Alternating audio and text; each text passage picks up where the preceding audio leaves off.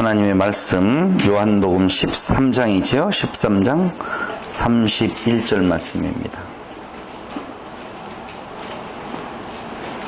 요한복음 13장 31절 말씀. 저가 나간 후에 예수께서 가라사대 지금 인자가 영광을 얻었고 하나님도 인자를 인하여 영광을 얻으셨도다.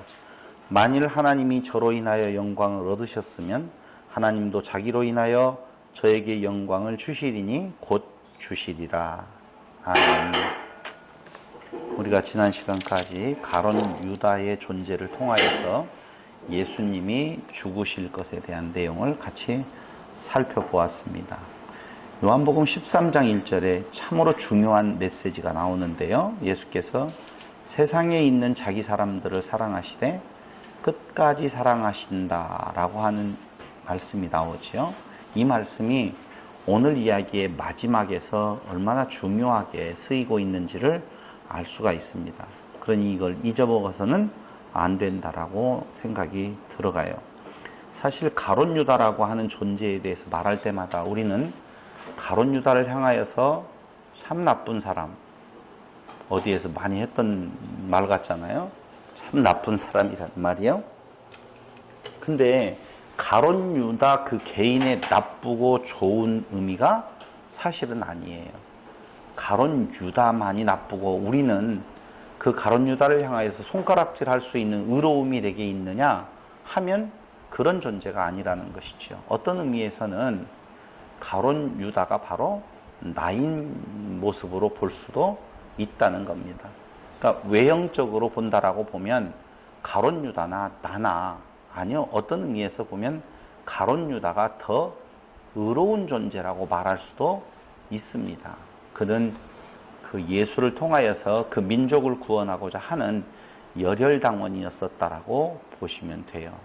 그런데 자기가 꿈꾸고 있는 그 세계에 대한 기대치가 무너질 때에 그는 그 스승으로 하여금 정신 차리고 그 능력으로 그 민족을 구원하세요 라고 하는 의미에서 정신 차리라고 자극을 주기 위한 액션으로 시작했던 것이 바로 예수가 자기가 생각했던 거하고는 다른 방향으로 죽음에 이르게 되어졌었을 때에 그 짧은 기간 동안에 그는 후회와 그리고 자기 반성에서 나오는 회개를 시도하더라 하는 것이죠. 만약에 진짜 그 마음에 우리가 생각하는 것처럼 악한 생각이 그에게 있었다라고 보면 그렇게 빨리 회개하지도 않았을 거라고 하는 것입니다.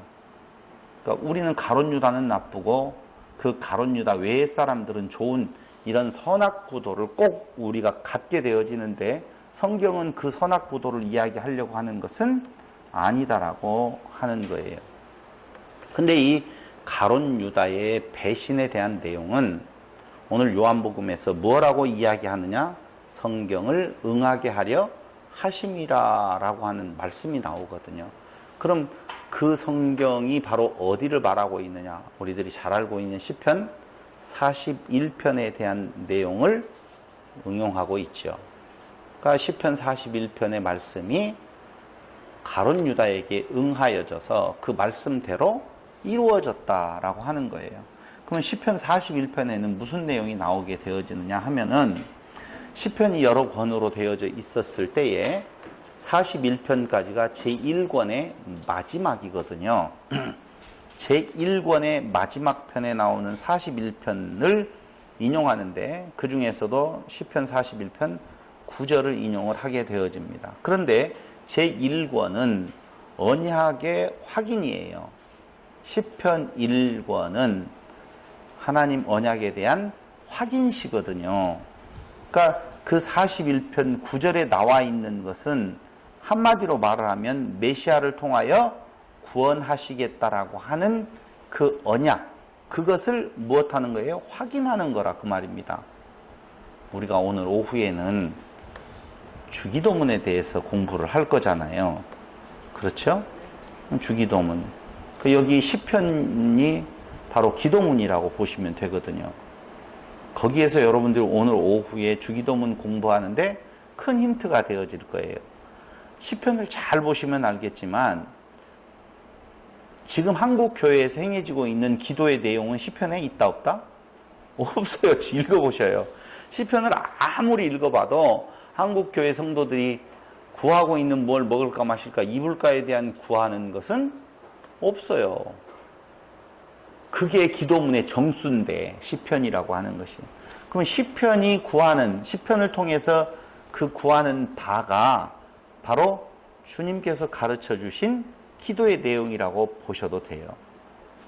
그 이야기는 오후에 하도록 하고요. 여기에서는 바로 그 언약의 확인, 그 언약은 뭐냐면은 메시아를 통하여 구원하시겠다라고 하는 하나님 언약의 확인 내용이에요. 그 중에서 그 마지막 41편은 어떤 내용을 담고 있느냐? 다윗의 시인데요. 여러분 아시잖아요. 이 41편은 언제 다윗이 고백한 시냐 하면은요. 다윗이 압살롬에게 쫓기게 되어지잖아요. 압살롬이 누군지 아세요? 그렇구나. 전 모르실 줄 알고 굉장히 놀랐어요. 근데 금방 반응을 해주셔서 너무 고마워요. 다윗이 압살롬에게 쫓기게 되어진다는 말은 바로 그 압살롬이 아들이거든요.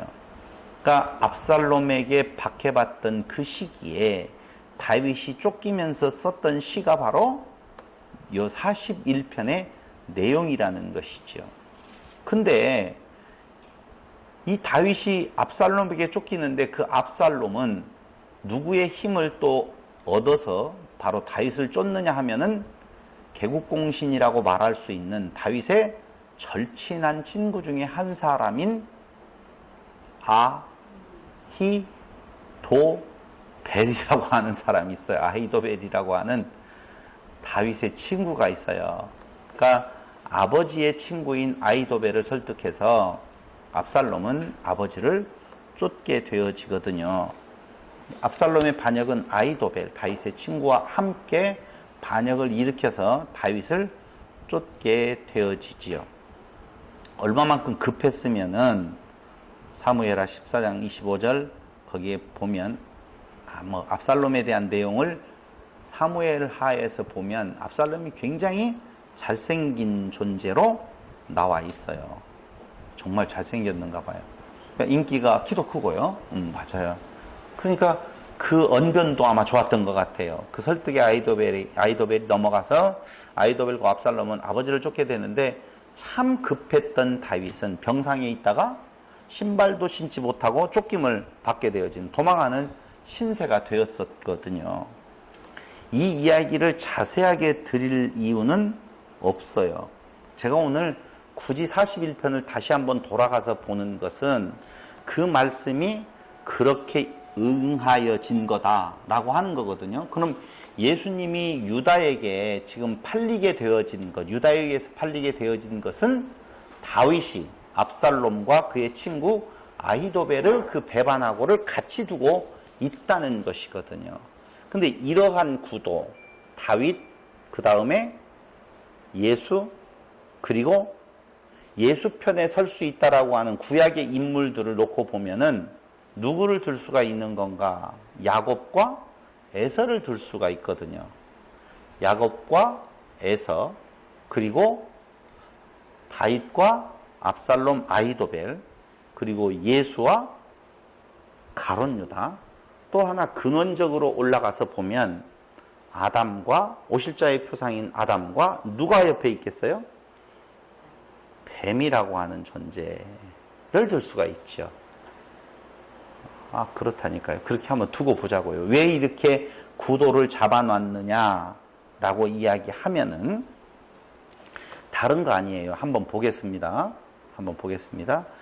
그 41편 9절을 한번 시편 41편 9절을 가서 보겠습니다. 9절에 보면 나의 신뢰하는 바 내 떡을 먹던 나의 가까운 친구도 나를 대적하여 그 발꿈치를 들었나이다. 이렇게 나오죠. 이 발꿈치를 들다라고 하는 말은 원어를 다시 한번 해석해 보면 그가 발꿈치를 크게 만들었다 그 말이거든요. 크게 만들었다. 여기 발꿈치를 어떻게 들었나이다. 가까운 친구도 나를 대적하여 그 발꿈치를 들었나이다. 봐봐요. 발꿈치로 다윗을 어떻게 한다는 거예요? 상하게 한다는 거예요. 어떻게 해서? 발꿈치를 크게 만들어서. 근데 어디에서 많이 듣던 발꿈치지요? 어디에서 들었어요? 창세기에서 들었어요. 잘하셨어요, 여러분. 창세기에 나와요. 뭐라고요? 어디에서요? 아담과 뱀의 관계를 설명할 때 창세기 3장 9절로 15절.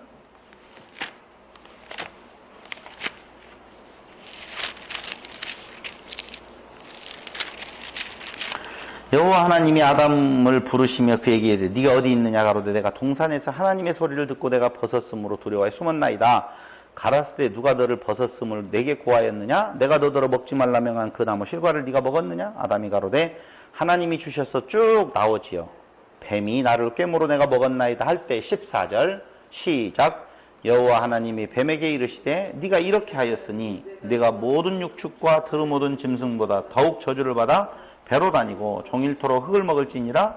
내가 너로 여자와 원수가 되게 하고 너의 후손도 여자의 후손과 원수가 되게 하리니 여자의 후손은 내 머리를 상하게 할 것이요 너는 그의 발꿈치를 상하게 할 것이니라 하시고. 요것도 발꿈치가 나오지요.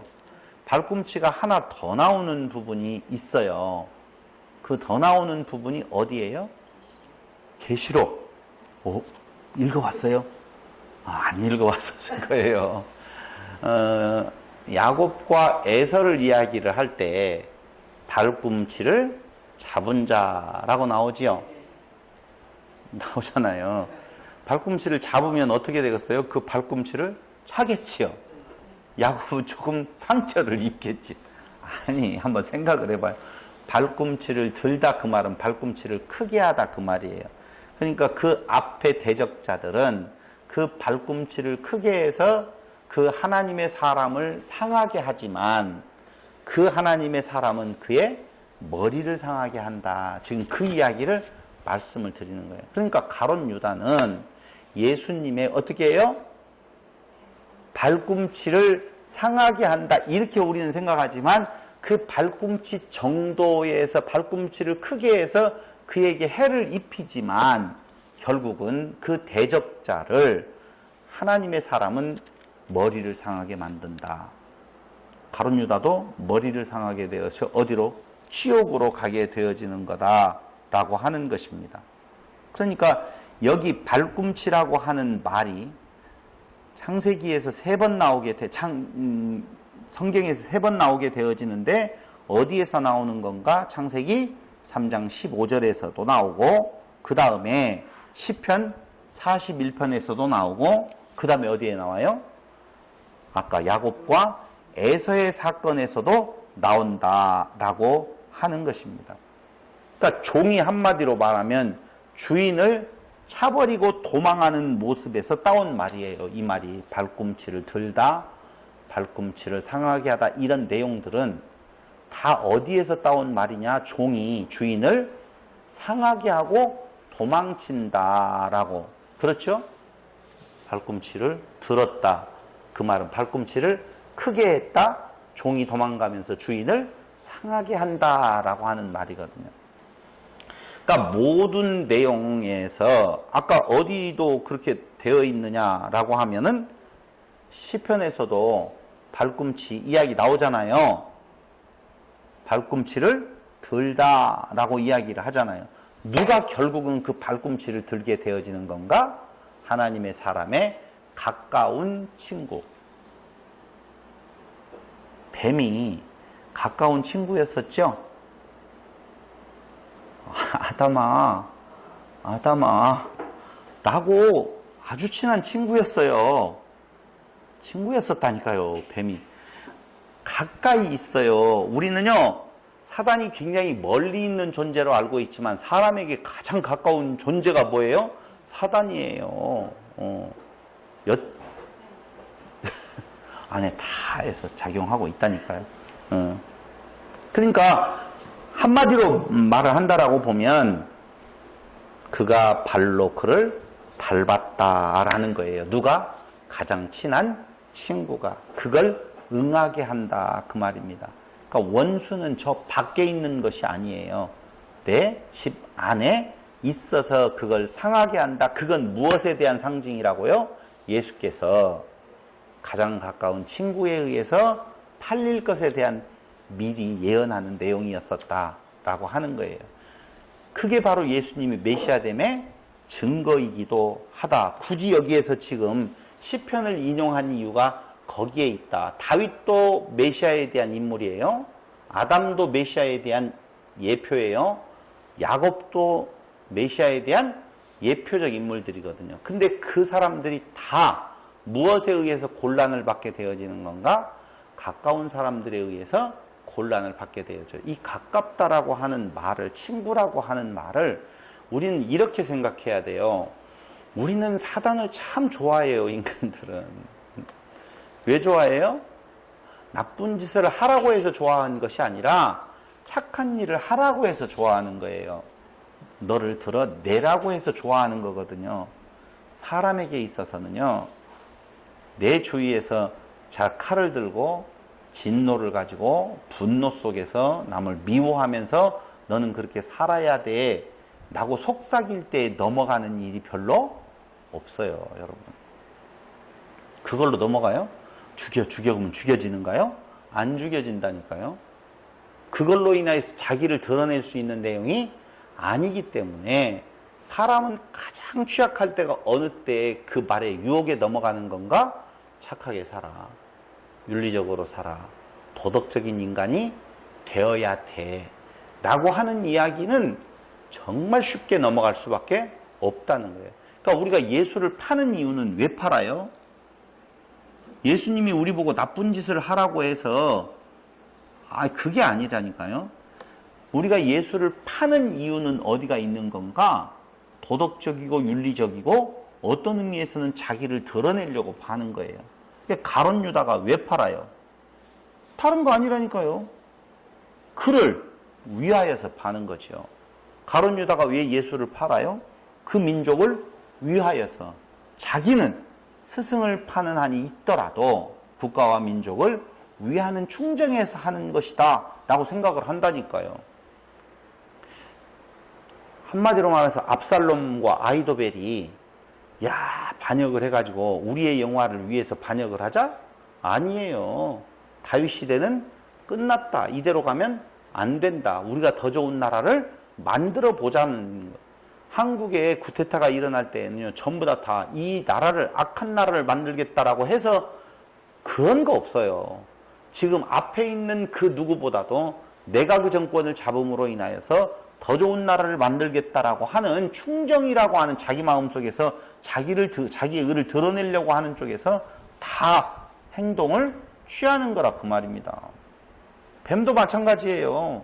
네가 하나님 되어서 너 스스로가 착함에 있어야 돼. 너라고 하는 존재가 더욱더 빛나야 되라고 하는 좋은 의미로 유혹을 하지. 자, 지금부터 사단이니까 너하고 나하고는 살인, 시기, 질투, 음란함 이런 것으로 세상을 꽉 채우자. 이렇게 유혹 안 한다니까요. 이렇게 유혹 안 한다니까요. 그것은 그 권세를 잡은 자들에게서 나타나는 하나의 현상일 뿐이지 진짜 출발이라고 하는 것은 세상을 의롭고 깨끗하고 정의롭게 만들자라고 하는 출발에서 다 되어지는 거라 그 말입니다. 에서가 야곱을 해하려고 할 때의 그 의미는요, 질서를 바로잡고자 하는 의미였었어요. 네가 왜 내 발꿈치를 잡고 자꾸 뒤로 가게 하려고 그래? 내가 누구야? 장자야. 그게 왜 나빠요? 전혀 나쁜 것이 아니잖아요. 그런 의미라니까요. 우리는 잘못 자칫 생각하게 되어지면 그 반대편에, 하나님의 사람 반대편에 있는 자들은 사악한 존재들로 알고 있지만 겉으로 드러난 부분에 있어서는 도리어 더 사람의 생각으로 눈으로 봤었을 때는 의로움이 있다라고 하는 겁니다. 그런데 바로 이러한 존재들, 대비되어졌던 존재들 사이에서 결론은 어떻게 나는 건가? 하나님의 뜻 안에서 승리로 귀결되어지더라 그 말입니다. 그런데 그 가룟 유다 앞에선 예수의 승리는 십자가로 승리한 거거든요. 십자가로 승리한 거라니까요. 그러니까 분명한 상처가 있어요. 야곱도 어떻게 돼요? 야곱이 엄청난 존재인 줄로 알면 안 돼요. 야곱의 일생을 보면은요, 만만치 않은 인생을 살았던 존재로 보면 돼요. 여러분, 다윗이요, 엄청나게 훌륭하게 왕이 되어서 그 권세를 누린 것이 없어요. 젊었었을 때 왕이 되기 전까지의 피투성이 속에 살아 있었고요. 왕이 되자마자 배신자들에 의해서 또 배신을 당하게 되고, 신발 신을 틈도 없을 정도로 도망다녀야 됐고요. 에덴에서 살았던 아담이라고 하는 존재도 역시 그 결말에 가서 보면 우리가 너무너무 잘 알 수밖에 없다라고 하는 것입니다. 그러나 그 종국의 그 승리는 하나님의 뜻 안에서의 분명한 승리예요. 그러니까 이 땅 위에서 나타나는 언약 후손들의 모습은 바로 악의 세력의 발꿈치에 밟히는 모습으로 드러나게 되어 있다는 거예요. 그러나 그 악의 세력의 그 발꿈치에 의해서 밟히는 모습이지만 그 종국에는 그 머리를 상하게 한다.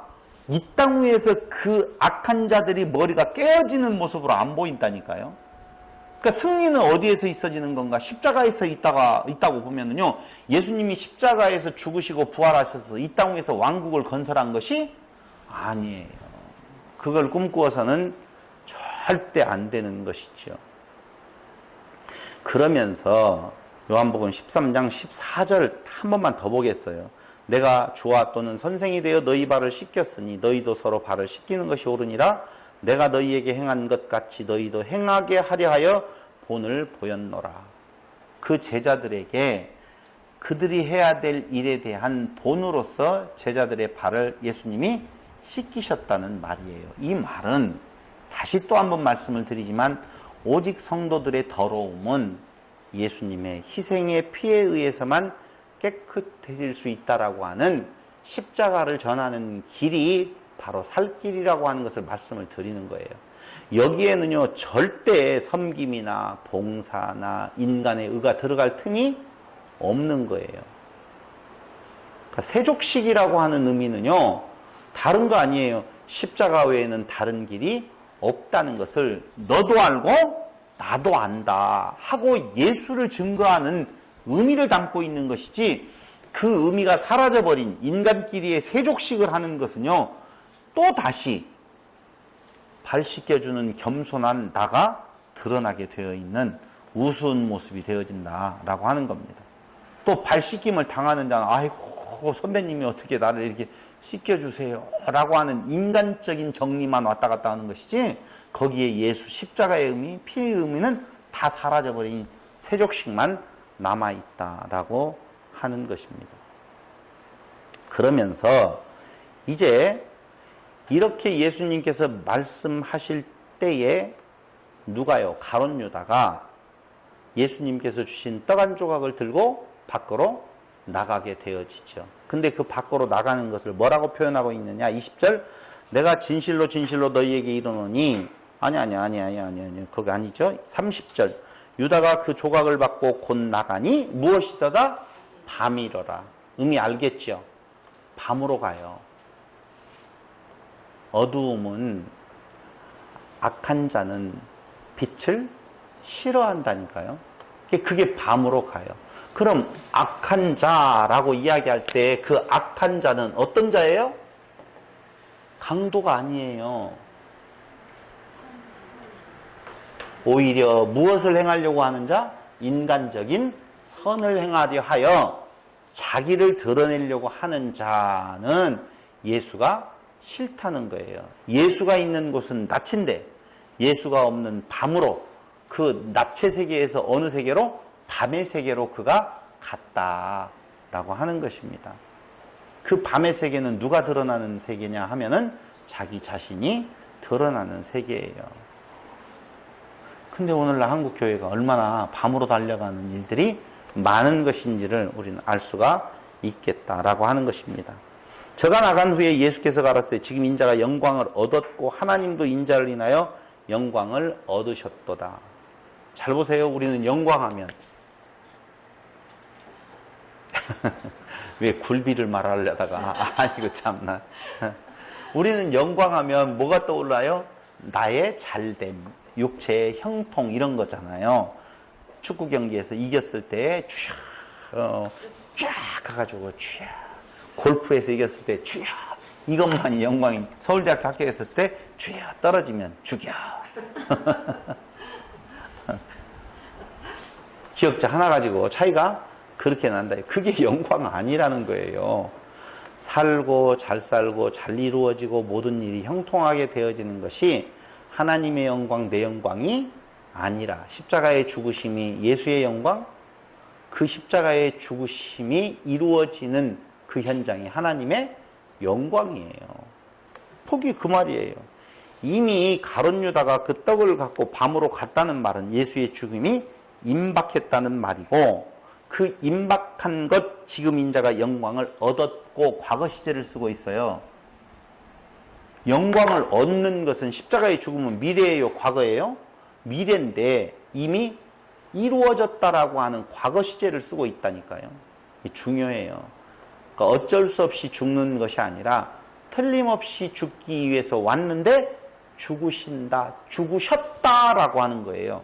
그냥 그게 그에게 영광이에요. 근데 우리는 하나님의 영광을 가리우지 않고 나타내기 위해서 나 잘되게 해주세요 라고 하는 거잖아요. 지금도 안 그래요? 오늘 기도에 대한 이야기 중에 서론이니까 그런저런 이야기들이 되어지겠지만, 사람들이 구하는 것, 기도하는 것 보면은요, 다 자기 영광이지 아버지의 영광이 있어요, 없어요? 없어요. 여기 예수님이 말하는 것은 예수가 영광을 취하게 되었는데 그게 아버지께도 영광이라고 그래요. 근데 우리는 우리의 영광인데 아버지께는 뭐예요? 안 영광이네. 그렇게 되어졌다니까요. 그래서 영광이라는 개념이 완전히 다르다라고 보시면 돼요. 그건 뭐예요? 계획하고 뜻하신 바대로 이루어지는 것이 영광이다, 그 말이죠. 만일 하나님이 저로 인하여 영광을 얻으셨으면 하나님도 자기로 인하여 저에게 영광을 주시니 곧 주시리라. 하나님이 그 아들에게 영광을 주시는데 곧 준대요. 그거 어떻게 했다는 거예요? 십자가에 매개시겠다, 그 말이거든요. 이걸 알고 주십시오라고 기도한다는 거 쉬워요?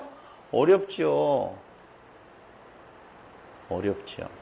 하나님만이 하실 수 있는 일이라, 이렇게 보시면 돼요. 소자들아, 내가 아직 잠시 너희와 함께 있겠노라. 너희가 나를 찾을 터이나 그러나 일찍 내가 유대인들에게 너희는 나의 가는 곳에 올 수 없다고 말한 것과 같이 지금 너희에게도 이르노라. 새 계명을 너희에게 주노니 서로 사랑하라. 내가 너희를 사랑한 것 같이 너희도 서로 사랑하라. 너희가 서로 사랑하면 이로써 모든 사람이 너희가 내 제자인 줄 알리라. 여기 참 좋은 말이 나왔어요. 이제 나 죽으러 가게 되어지는데 너희에게 새 계명을 준다. 그 새 계명은 다른 것이 아니라 이웃을 사랑하라, 그 말이에요. 내가 너희를 사랑한 것 같이 너희도 서로 사랑하라고 하는 건데, 이웃을 어떻게 사랑했어요? 예수님께서 자기 몸과 같이 사랑했어요. 이게 뭐래요? 새 계명이래요. 맞죠? 어떻게 해야 돼요? 이웃을 자기 몸과 같이 사랑해야 되겠죠. 자신 없으세요? 근데 어찌 그렇게 새 계명을 준다라고 이런 말들은 우리가 잘 받는 것 같이, 할 수 있는 것 같이 받아들이는지 모르겠어요. 이 말 자체 틀렸잖아요. 예수님이 하신 말씀 틀렸어요, 맞았어요? 너무 두려워요? 예수님 말씀 틀렸잖아요. 왜냐하면 레위기서 19장 18절 보세요. 19장 18절.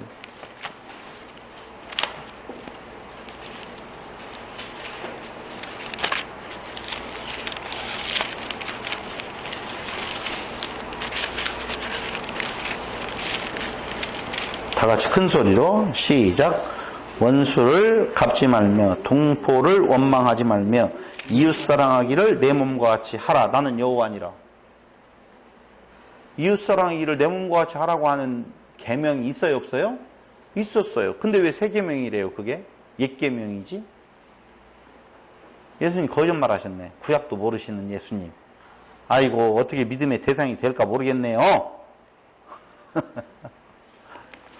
대답 좀 해주세요. 여기 새 계명을 주노라고 이웃을 자기 몸과 같이 사랑하라고 했는데 구약 레위기서에 보니까 있어요, 없어요? 있어요. 아주 그냥 빠르게 있어요, 더. 그럼 그건 옛 계명이잖아요. 근데 뭔 새 계명을 줘요? 내가 옛 계명을 다시 너희에게 한 번 더 상기시키노니 너희는 어떻게 하라? 이웃을 자기 몸과 같이 사랑하라. 근데 여기 뭘 준다고 했어요? 새 계명을 준다고 그랬어요.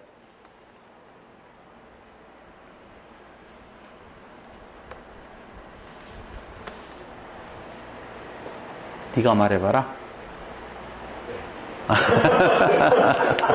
여러분들이 속으로 네가 말해봐라. 옛 계명. 우리는 이걸 뭐라고 말해요? 율법이라고 그러죠. 새 계명. 이거 우리는 뭐라고 말해요? 그렇죠. 복음. 그죠? 근데 이 내용은 둘 다다. 소리는 똑같이 나네요. 어떻게 알아? 이웃을 사랑하라 라고 하는 거예요. 그런데 이 옛 계명 율법은요, 그들에게 준 이유가 분명히 있어요. 왜 줬어요? 너를 알라 그 말이거든요. 너 그렇게 할 수 없어 라고 하는 거예요. 그죠? 이게 옛 계명이에요. 새 계명은 뭐예요? 내가 할 수 있어요? 그게 바로 성취의 방법으로서의 새 계명이에요. 다시 말씀드리면 옛 계명은 우리가 누구인 줄을 알게 하려고 주신 거예요. 너희는 할 수 없다. 너희 존재가 누군 줄 아느냐라고 하는 의미라고 보면 새 계명이라고 하는 것은 하나님의 은혜에 의해서만 도달 가능하다. 너희들의 노력과 의지로는 불가능. 그런데 하나님의 은혜, 그 은혜가 뭐예요? 십자가에 의해서만 도달이 가능하다라고 하는 메시지예요. 그러니까 예수님께서 내가 너희에게 새 계명을 준다라고 이야기하는 것은 십자가로 그걸 도달하게 하여 주시겠다 그 말이거든요. 자, 여기에 문제 또 하나 생겨요. 간단한 문제가 아니에요. 여기서 끝나고 나면 또다시 어벙벙하게 가서 그래, 예수님께서 십자가로 해주신다고 했으니까 그 예수님의 십자가만 생각하면 이웃을 자기 몸과 사랑하는 행동이 되게서 나올 거야 이렇게 생각한다면은 또 착각이라니까. 그럼 뭐예요 이게 결론이 도대체? 새 계명, 하나님의 은혜, 그 십자가가 어떻게 우리에게서 발동되어질 수 있는 건가? 하나님 앞에서 부인되어진다. 하나님 앞에서 내가 부인되어지는 것은 내 목이 잘리는 거고 내 머리, 몸에 예수의 머리가 붙는 거라고 그랬잖아요. 그러니까 나가 부인되어지고 내가 죽고 무엇할 때 예수의 머리가 얹어질 때 가능해요.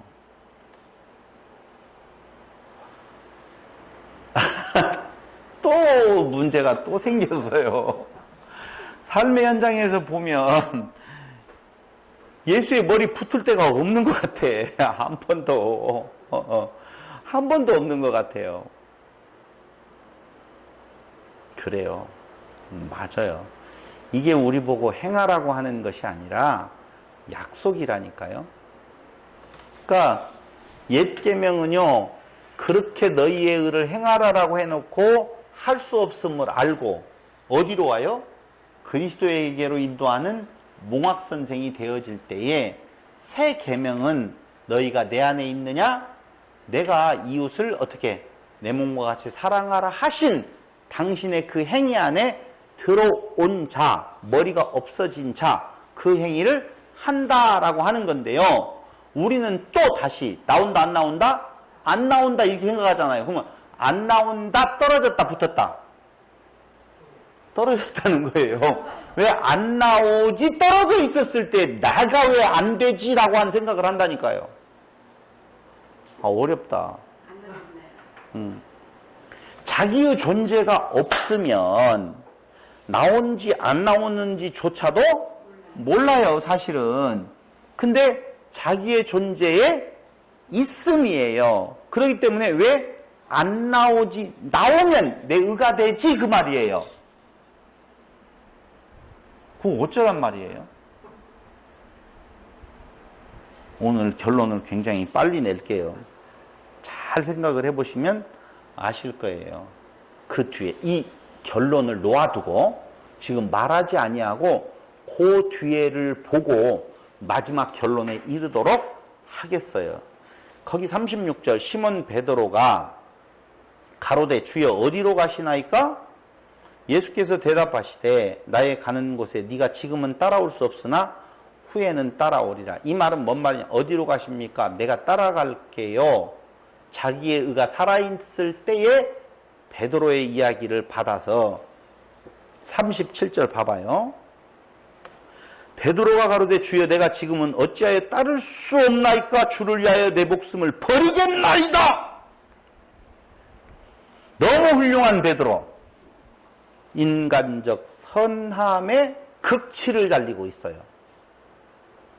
내가 예수 십자가를 지는 곳에 내가 갈 수 있습니다. 아니, 베드로가 어디로 가는지 모르기 때문에 이 말을 했겠지만 지금 그 마음의 바탕은 좋은 거잖아요. 스승님을 따라가겠습니다. 왜 못 따라가요? 따르죠. 무슨 일이 있어도 갈게요. 말만이라도 고맙다. 이게 우리들 인간들의 대화법 아니에요? 그래, 그 마음이라도 갖고 있는 것이 참으로 가상타라고 이야기를 해야 될 것 같아요. 주를 위하여 내 목숨을 버리겠나이다. 좋다. 누가 나를 이렇게 따르는 사람 한 명만 있어도 좋겠네. 38절 예수께서 대답하시되 네가 나를 위하여 내 목숨을 버리겠느냐? 버리겠느냐? 네가 나를 위하여 목숨을 버린다고? 네가 너 살아있어. 네 의로, 네 선함으로, 네 착함으로, 네 노력으로 그게 된다고? 이놈아, 네가 나를 3번 부인할 거야. 내 목숨을 버리겠느냐? 내가 진실로 진실로 내게 이르노니 닭 울기 전에 네가 3번 나를 부인하리라. 방금 우리가 이 구절을 보기 전에 안 되는데요 라고 하는 있었어요? 없었어요?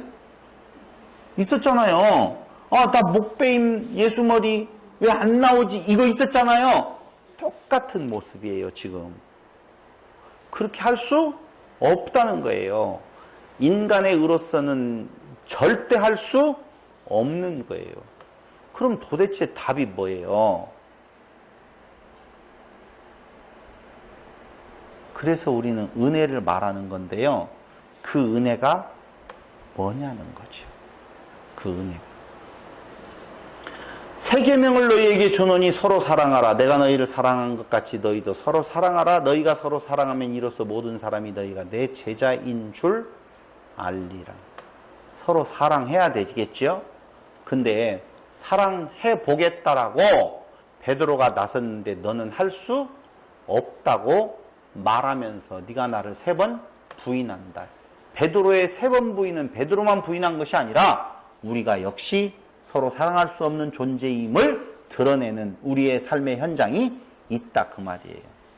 그러면 우리가 그리스도 안에 있는 것은 오직 무엇으로만? 은혜로만. 뭐가 은혜예요? 뭐가 은혜예요? 오늘 마지막 질문이에요. 빨리 끝내고 싶네요, 오늘은. 생각할 여유를 좀 주고 싶어요. 뭐가 은혜예요? 제가 처음 시작할 때 힌트를 여러분들에게 드렸어요. 다 같이 시작. 끝까지 사랑하시니라. 13장 1절 다시 보겠습니다. 6월절 전에 예수께서 자기가 세상을 떠나 아버지께로 돌아가실 때가 이른 줄 아시고 세상에 있는 자기 사람들을 사랑하시되 끝까지 사랑하시니라. 여기 중요한 말이에요. 언제까지? 끝까지. 끝까지 사랑하시니라. 잘 보세요. 우리는 그를 힘입어 살며 기동하며 있느니라고 할 때 그를 힘입어 살며 기동하며 있다라고 하는 것이 끝까지예요.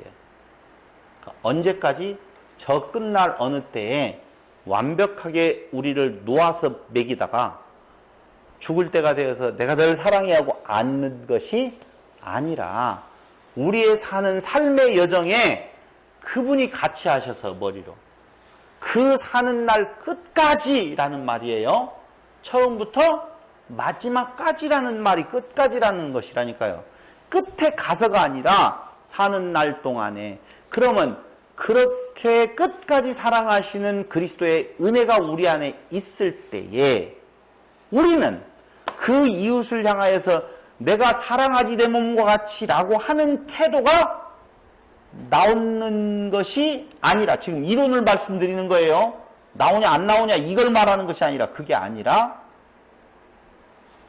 날마다 죽노라 라고 하는 그 성령의 메시지가 그 육체의 소욕을 거스려서 나로 하여금 날마다 죽노라, 이런 존재구나 라고 하는 고백이 우리에게 나타나게 하신다, 그 말이에요. 그걸 성령의 탄식이라고 말을 하죠. 그게 성령의 음성이에요. 그래서 바울이 뭐라고 말해요? 날마다 죽노라. 그가 한 그 여정을 보면 충분히 예수께서 말씀하신 것과 같은 그 말씀의 외형적인 삶을 이루는 것 같은데도 그는 그 삶의 여정 속에서 자기의 죄성을 고백하고 날마다 죽노라고 고백하면서 그가 일생을 살아갔던 것을 우리는 볼 수가 있다는 겁니다. 그 바울의 여정이 피곤하고 힘들고 괴로웠던 여정이 아니라, 육체로는 그랬었지만 그의 마음은 그리스도 안에서 하늘로부터 내리는 평강 가운데 살아갔을 거다라고 하는 것입니다. 오늘 우리의 삶은 겉으로 드러난 삶의 평강이 하나님의 영광, 나의 영광, 그리고 나의 안식이 아니라 날마다 자기를 쳐 복종시켜가는, 그게 어느 때 가능하느냐? 그리스도의 은혜가 아니면 우리는 숨쉬고 살 수 있는 존재가 아니라고 하는 것이 확실히 믿어질 때에 그를 힘입어 살며 기동하며 있는 것이, 그가 한순간도 우리에게서 눈을 떼지 아니하고 우리의 머리가 되셔서 나를 이끌어가고 있는 존재라고 하는 것을 알 때에 그 삶 가운데에서 우리의 육체의 소욕이 드러나는 그 사이에서 우리의 마음은 그리스도를 향하여서 오히려 마음의 평강, 그리스도로 인하여서 하늘에서 내리는 평강을 맛보고 살아갈 것이다 라고 하는 겁니다. 그것이 13장 1절에 끝까지 세상에 있는 자기 사람들을 사랑하시되, 어떻게 해요? 끝까지 사랑하셨다라고 하는 바로 요한복음, 요한을 통한 우리에게 주시는 메시지라고 하는 것입니다. 그래서 14장은 뭐라고 출발하느냐? 너희는 마음에 근심하지 말라라고 나오는 거예요. 근심으로 세상을 살아가는 것이 아니라 뭘로 살아가요? 다 같이 시작. 은혜로 살아가는 것입니다. 은혜로 사는 삶을 경주해 가시는 성도들이 되시기를 바라면서 오늘 말씀은 마치겠습니다. 기도드리겠습니다. 고마우신 아버지 하나님, 주의 은혜가 아니고서는 살 소망이 없음을 다시 한번 확인해 봅니다. 그리스도 안에서의 삶이 이 땅 위에서의 고난과 고통 속에 있다 할지라도 하늘로부터 내리는 참 평강이 우리를 주관하여 주시기를 예수님의 이름으로 기도드립니다. 아멘. 찬송가